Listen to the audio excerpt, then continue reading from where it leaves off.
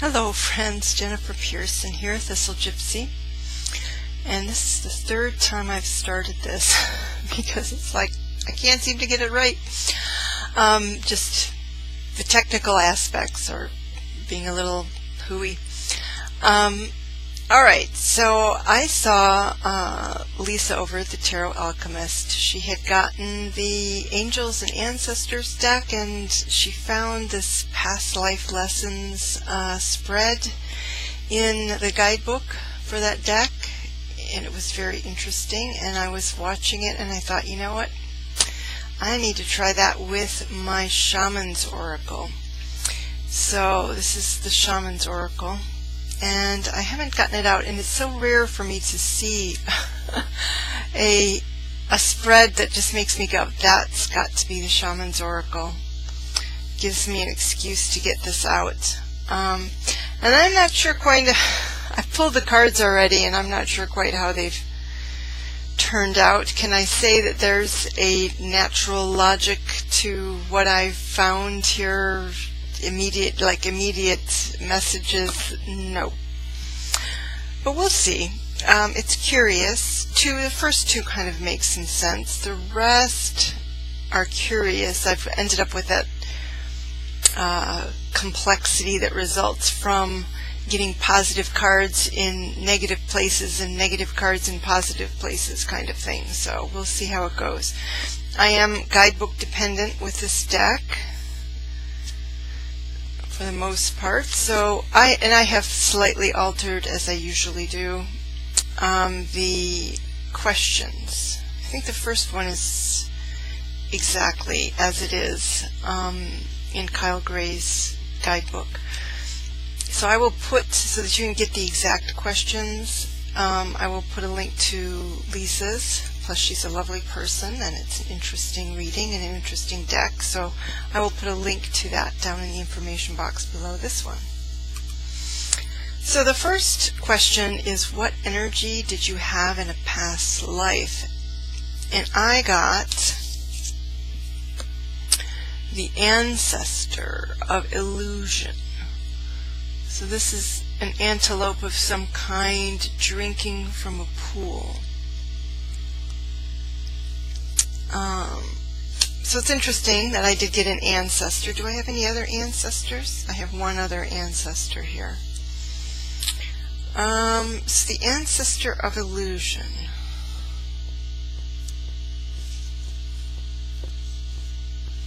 Where are you, Ancestor of Illusion? There it is.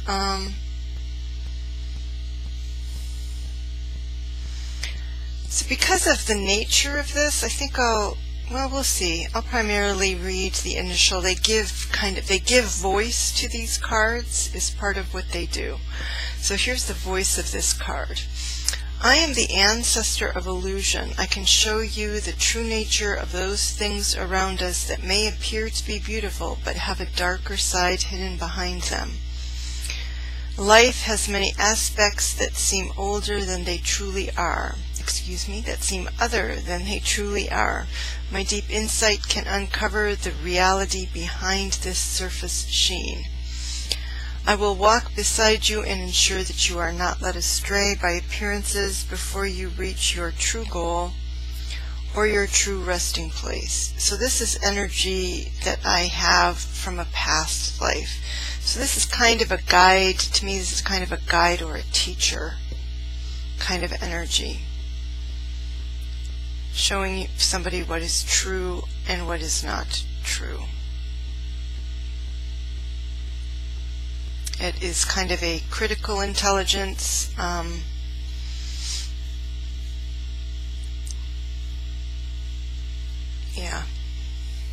and helping those perhaps, or sharing that information, that critical intelligence, with others to help them on their path.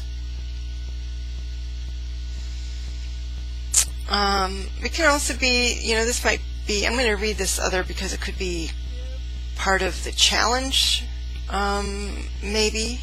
It says, illusion can often trap us very easily. We are only too willing to become ensnared because the truth is something we would find uncomfortable. So it could be that that is an experience from the past. The ancestor of illusion, here represented by its opposite, a tranquil image of a gazelle drinking from the waters of truth, serves to teach us the folly of such willful self-deception. The truth is always available to anyone who is patient enough to stalk it. With this ancestor stepping elegantly by our side, we are led to recognize the beauty of truth and the deceptive character of falsehood. Once we achieve this insight, we will never opt for delusion again. And when I look at this and then the next card, I even think of the possibility of having been some kind of hoofed herd animal in a previous incarnation. So I don't even take it as human life, this past life. To me, it could be that, because when that came up, then I have such a connection to horses, which you guys don't see here on this channel. But I do, ever since I was a child.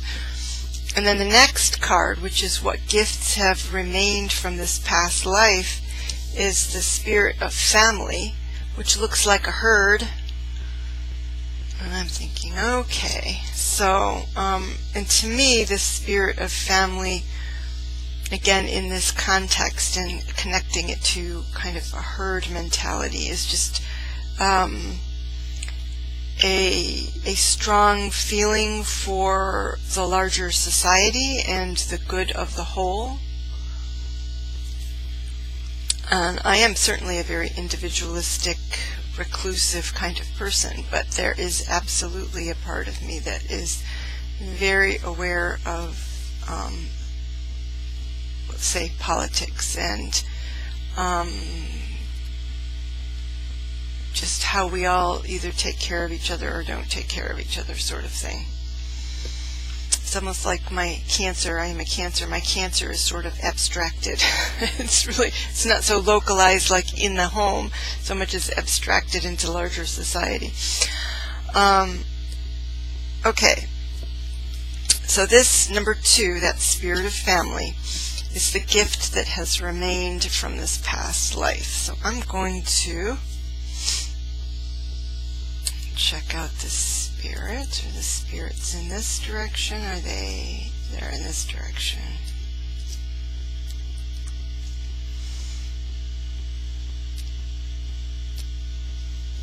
There it is. I am the spirit of family. I hold the heart of the family group in my hands, sheltering it and protecting it from harm, and helping to bind together the elements it comprises. On every side I see relatives, both human and animal, that together form part of a greater whole. I reach out to your spiritual kin, to both ancestors and guardians, offering support in times of trouble and resolution in times of conflict. And I am one of those lucky people who do have a supportive family that have, in fact, protected me in times of trouble. So, again, that may be something that has come forward. I'm lucky in that way. So, the next is what was, I kind of, when I was shuffling, I phrased it kind of, what challenge has persisted, what challenge from that previous life has persisted.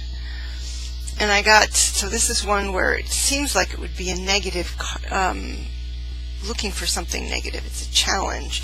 But I got what I would consider a positive card, which is the Dancer of Life.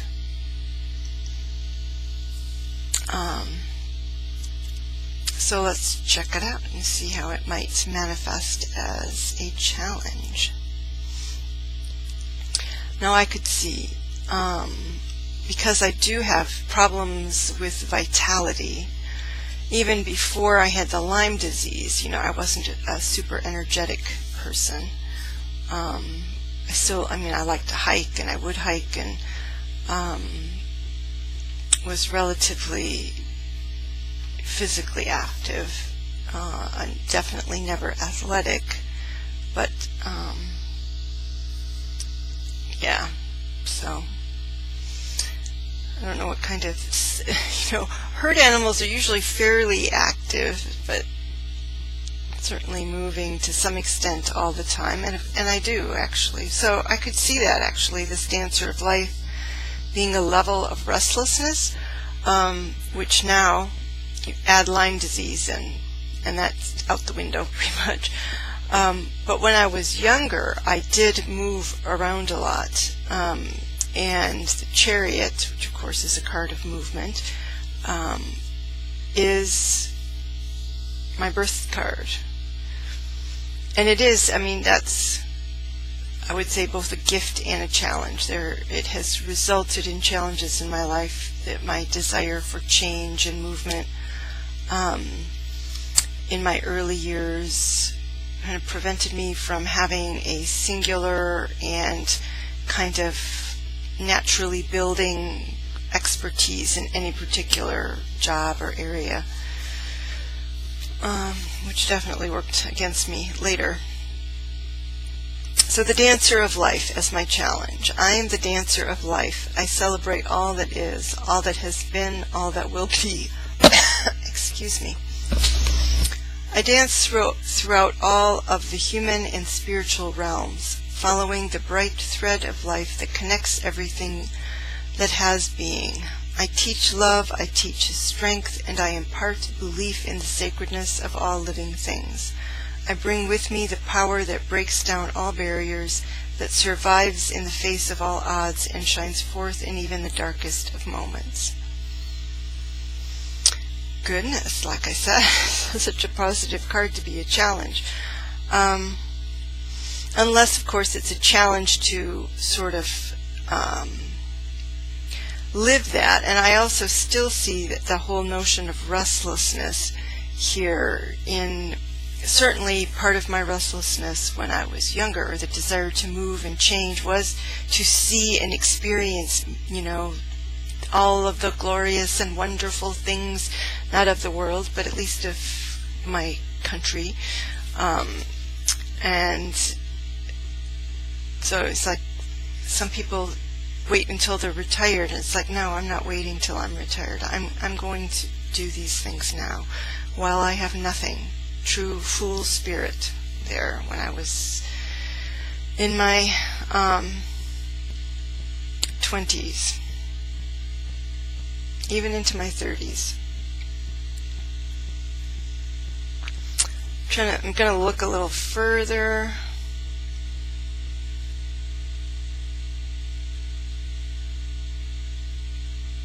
But I can still see too, a challenge in that I am kind of a more subdued personality, so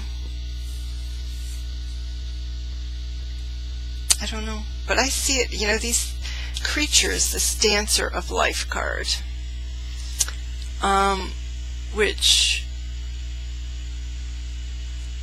they have their arms open, so to me it's like trying to encompass the world, trying to embrace the world, especially, this idea of family, an expanded idea of family, how do you embrace the world? Especially, this is a dichotomy in my personality. Yes, I like change, I like exploring things, but I'm also a hermit, so I'm not very social. So that's certainly a challenge, that dichotomy. Number 4, what karma needs undoing? And here we have something you would think might be negative, but is a positive card. Spirit of healing. I was just in the spirits. I think I have 3 spirit cards. Spirit of healing. And this deck does have things that could have come up that... and you'll see one of them in one of the positive things. There are negative cards in this deck. Spirit of healing. So again, this is the karma that needs undoing. I am the spirit of healing. I present ways of alleviating the many factors that cause sickness in both body and mind. So maybe I was ill in a previous life, just like I'm ill now, and it's my karma is to figure out how to overcome that. Or maybe it's, that a repeating karma is seriously detrimental, not just little illness, because until I had the big one, I was really a pretty healthy person. Although, I did inherit diabetes, and that is, you could see that tendency, because I'm type 2, so it's not like I had it when I was young, but I was aware that my body didn't react the way other people's necessarily did. Like I had to give up soda in my early 20s, I had to give up soda because, it resulted in having to go to the doctor, which I never wanted to do anyway. So, that was easy enough. I can give up, soda. I rarely have it now, and I'm very careful to not have very much of it.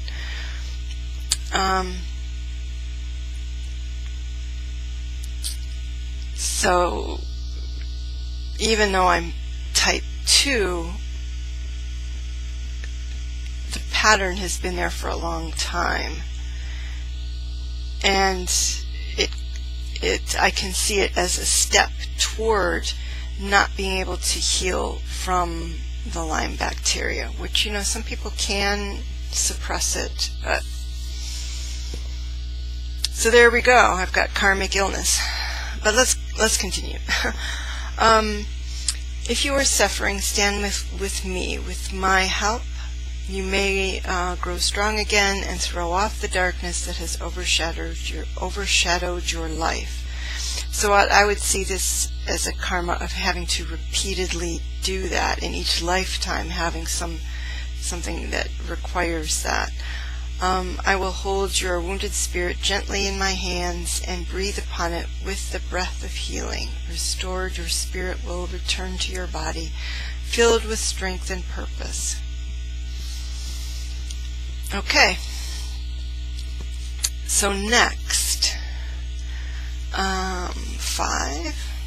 What energy will support me? So supposedly supporting me in my I'm going to say overcoming the karma of having to heal myself, of having some major illness in which I have to heal myself. And of course, I'm not thinking in terms of healing myself without the help of others, but anybody who's had a really chronic, persistent illness that you can't combat without being actively fighting it will understand that you are healing yourself because you are constantly making the choice to go to the doctors and say, help me, help me, help me. Things aren't going well. We need to do something. Because I do know people who kind of get so overwhelmed they give up on that. Or they accept one doctor's word that, oh, there is no help for you. So the ancestor of knowing is the energy that will support me. And this shows up. Sorry, I keep forgetting to show you the cards. The cards are so weird. This is the spirit of healing.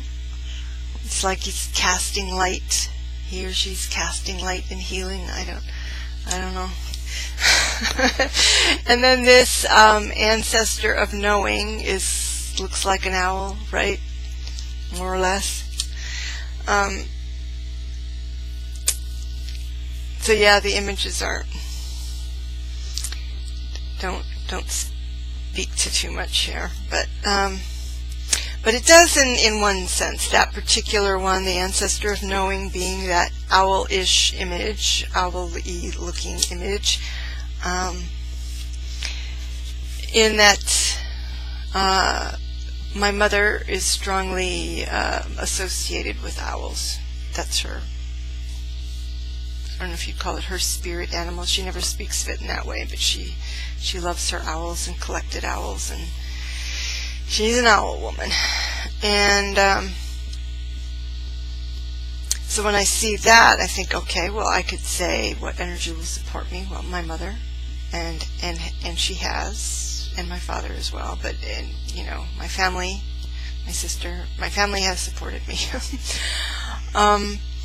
But I can also see this ancestor of knowing, especially since we're dealing with health and healing, to be a deceased aunt who was very much into natural healing and natural remedies and all kinds of alternative things.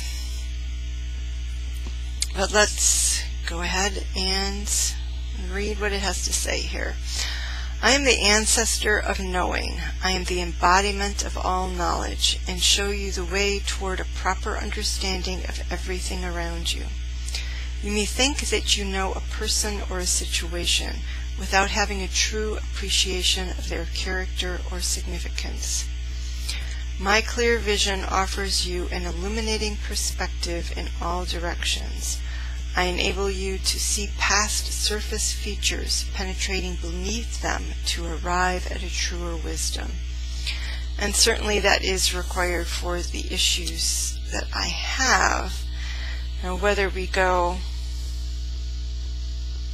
and there's all kinds of, I get things like my sister, who is a massage therapist, has sent me things about pain, and the sources of pain, and how you can have, your body can have like pain responses to things that normally you shouldn't have pain to. In other words, that it's signaling that there's a strain there that isn't actually there. Like you can feel like you're on the verge of causing yourself harm. So you're lifting something and there's a lot of pain. Whereas if you were to actually look at the tissue, there is no damage being done, and yet your body is signaling pain from some past experience in which, in fact, whatever it is you're doing did cause some damage. And so that's like that.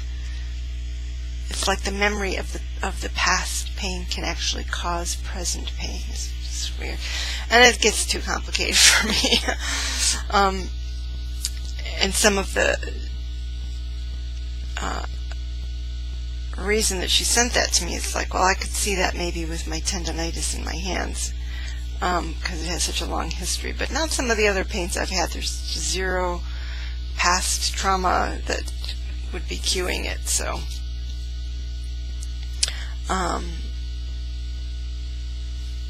but anyway, so that's where the layers are, and that's part of why I am interested in crystal healing and in shamanic healing, because yes, there is, I believe that there are other ways to affect the body, and to, how would you say, maximize the potential for healing, and eliminate things that might be inhibiting my ability to heal. Okie dokie. So I get that ancestor of knowing, and I can see how that in a sense, that whole lesson, that karma, would repeat kind of through lifetimes in terms of our increased knowledge, since part of the solution here, or the energy that supports me, is the knowledge. So now I'm in a lifetime where maybe there will be the knowledge to heal me, or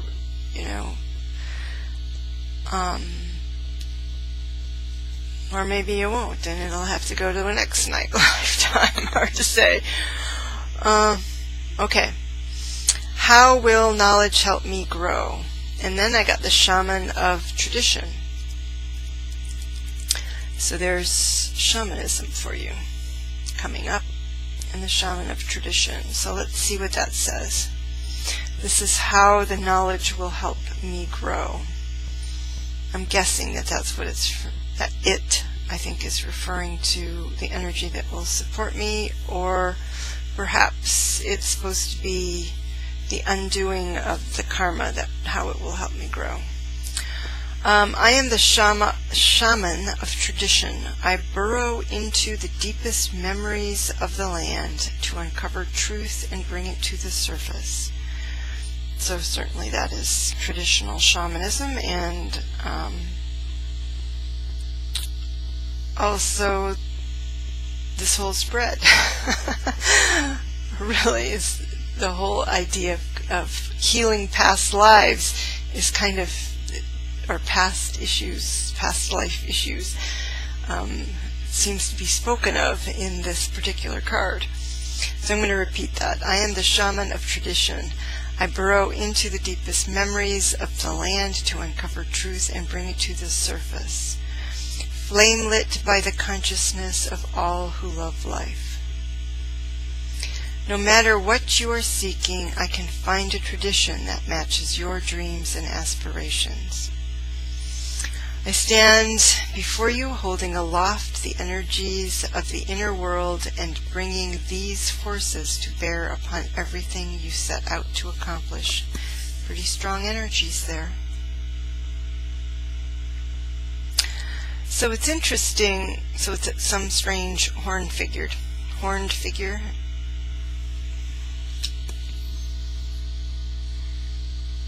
It looks like maybe it's part bird, part,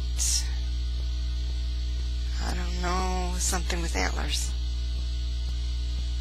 But not a deer. It's not a clear image.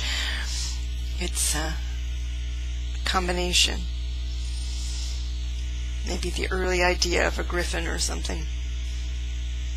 Prehistoric idea of a griffin. Okay.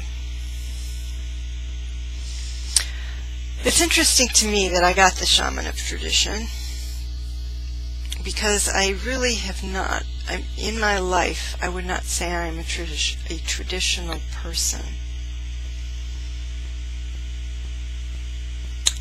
Just like with this spread, and I said, okay, well, I didn't copy the questions exactly. I put my own, well, I didn't put my own spin on it, but I did reword them somewhat to suit my situation. So to me, that is, that illustrates my bucking of tradition. It's like, well, I'll take what seems useful to me and discard the rest. And I've never been someone who seeks out or reveres tradition. And that may just be a lack of interest in the discipline required for that kind of thing. There you have it. So this is how it will help me grow. Maybe because it presses me to look at various traditions of healing. And certainly I am. I mean, I'm interested in Reiki too, that whole energy thing. And that happens pretty much immediately with the Lyme disease. At the very beginning, as I was trying to figure out what was wrong with me, because doctors weren't figuring it out, and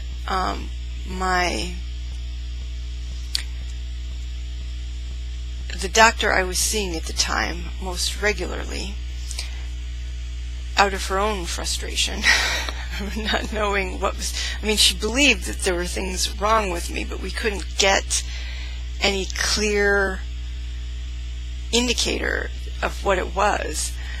And so she suggested I go to an herbalist, if you could call him that. He's somebody who grows or grew herbs, and he does something called iridology, where he looks at your irises. And so I went there, and he looked at my irises, and he said something like, "You're on drugs." And I said, I'm not on drugs, okay? I'm not on drugs, and I haven't been on drugs, and that's not the thing. And he said, "Well, I don't know what it is, but it's all throughout your body. It's everywhere." And that was actually useful information. I kept trying to pinpoint it, like on a certain organ that was failing or something like that, you know. And I think I'd had most of my major organs ultrasounded, you know, what's going on, where is it, you know, and there's nothing, tests weren't indicating anything. And that was actually the beginning of my figuring out what it was. It was really shortly thereafter that I figured out what was wrong with me by going online and looking up systemic disease and fatigue. And that took me to multiple sclerosis site, and on that multiple sclerosis site, over on the side, was a little thing about Lyme disease. And I thought, oh, it's the ticks, because I had been bitten a year before. I had a bad tick bite. And anyway, so there it was. It was, you could say, a shaman of tradition, or having to seek alternative traditions in order to even begin to heal. Oh my gosh, I don't want to go back to that. It's a long story, that route to figuring out what was wrong with me.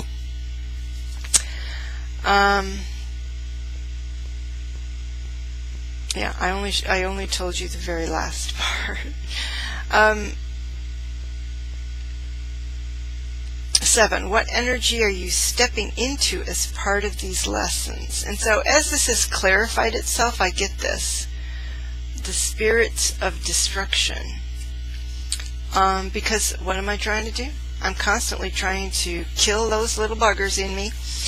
The Lyme disease is caused by bacteria.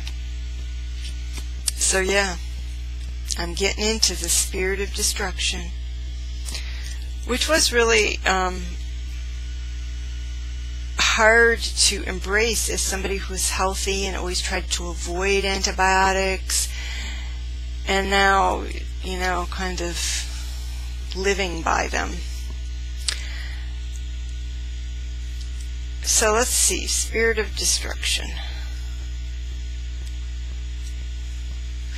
And this is the energy that I am stepping into as part of these lessons. I think there's multiple energies I'm stepping into as part of the lesson that I'm perceiving out of this.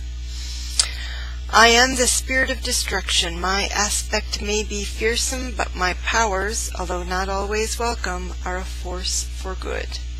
I have a capacity to annihilate any negative emotions that may weigh down upon you. If any emotional obstacles block your path through life, I can destroy them. To invoke my strength is to test your own, as I will force you to confront the darkest recesses of your mind. So dramatic. If your heart is true, I can be a powerful guide.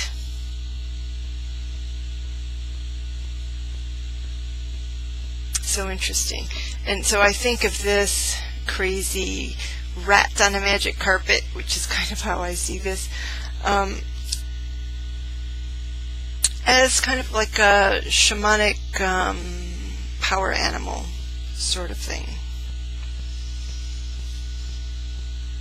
When negative emotions play with us, they can ruin our contentment, damage our relationships, and undermine our true sense of self. I don't feel like it has to do with that. I think it has to do with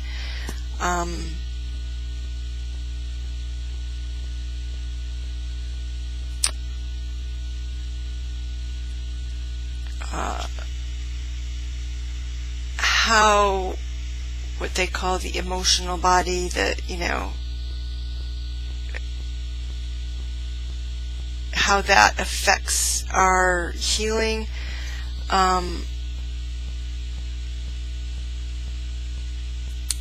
And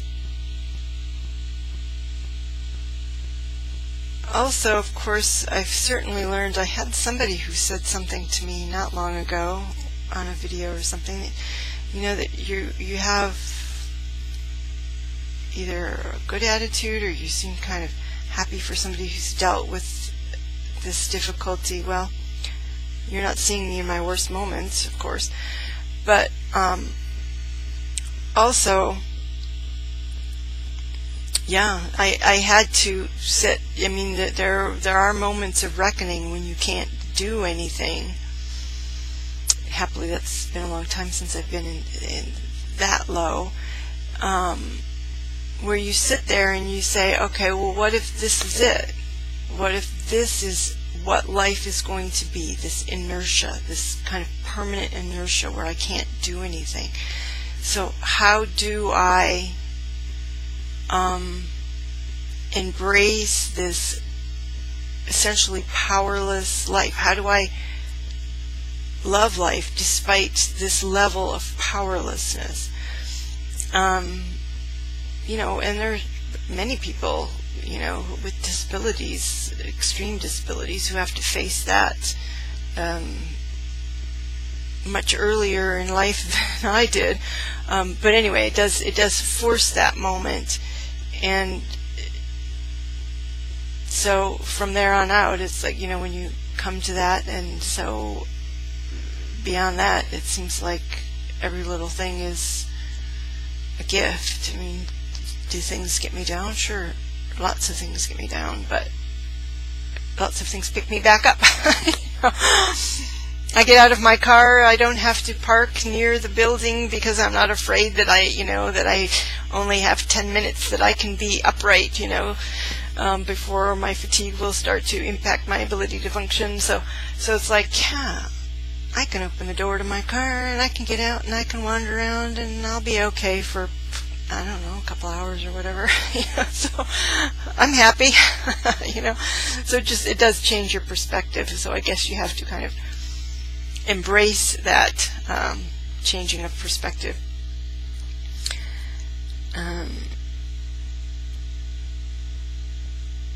And continued exploration here with good old Spirit of Destruction.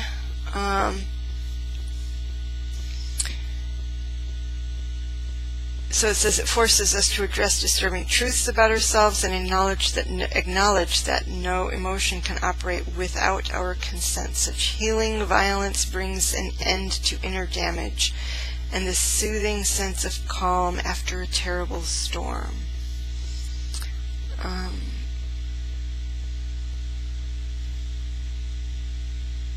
And down here in the interpretations it says annihilation of spiritual blockages. And I did at one time have a person tell me, I don't know what you call it, psychic intuitive, who was kind of reading my chakras, I think. And this was distance. And he said, you are unusually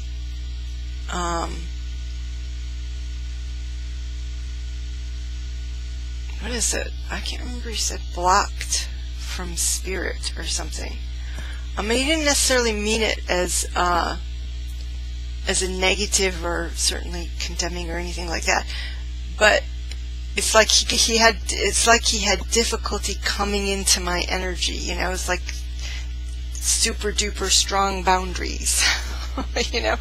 So at least that was how I was kind of taking it. Resistance to spirits. And I think coming from a very logic-based, how would you say, logic-based family, I can't quite say tradition because it really isn't beyond my nuclear family, but and this is even my father, You know, it's very, you know, this is how things work. You know, in the material world, very much in the material world, and not in the spiritual world. Very, like one of my coworkers said, you know, we were always, you know, Jacques Cousteau and, you know, science and all of that kind of stuff, and not very woo-woo, you know. And she was trying to say how she was different from me, and it's like, oh no, we were all of that too. And what was the wildlife program? Mutual of Omaha's. Something Kingdom, I can't, anyway. Yes, all of that. All of that glorious science and scientific stuff, and I still feel that way about it. But I see opening up to this other stuff as an expansion. And I always say, hey, science isn't about closing things down, it's about opening things up. So let's continue to explore and not assume because we haven't figured out how to measure it, it's not there. Anyway, that's the end of that. It's a miracle if you've stuck with me, and I appreciate it. Feel free to give your own impressions of these cards and your interpretations down in the comments if you care to. And goodness, it's after midnight. I need to go to bed. So thanks so much, everybody. Take care. Bye-bye.